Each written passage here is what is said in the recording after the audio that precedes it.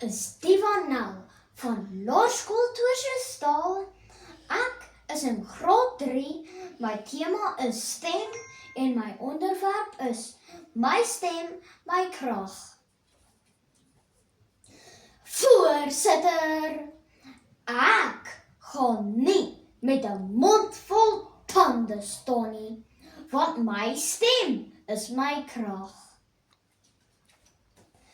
Daarom, dames en here, wil ek vir julle vandag oortuig dat ons met ons stem meer kan doen as net praat. Eerstens, lees ek 'n berig van Tannie Kimberly Moss van Volksvideo op 28 Maart 2023.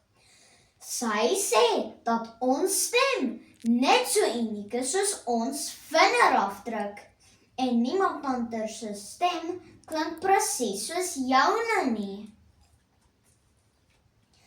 Gebruik jou stem om jou talente vlerke te gee.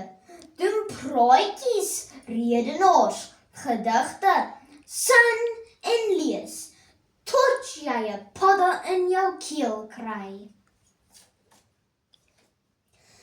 Tweedens, gebruik jou stem om 'n verskil te maak, maar wees versigtig om nie meer lawaai as wol te maak nie. My ma sê altyd, jou dade moet kers vashou by jou woorde.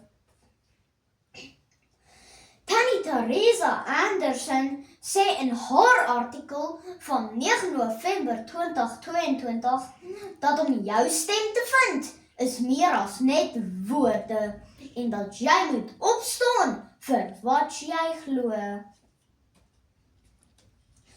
Laastens, en hiermee stem ek saam, waar die hart van vol is, loop die mond van oor. So sê Jesus self in die Bybel, in Lukas 6 vers 45. Dit waaroor jy praat, wys wat in jou hart is. Daarom moet ons goeie dade doen. As jy werklik 'n verskil wil maak in die wêreld, sal jy by jouself moet begin. So sê Tannie Nina Smit in haar boek, Leef jou lewe nou.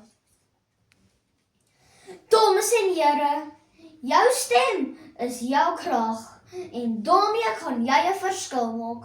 Onthou net om dade by te voeg en dan het jy 'n wenresep.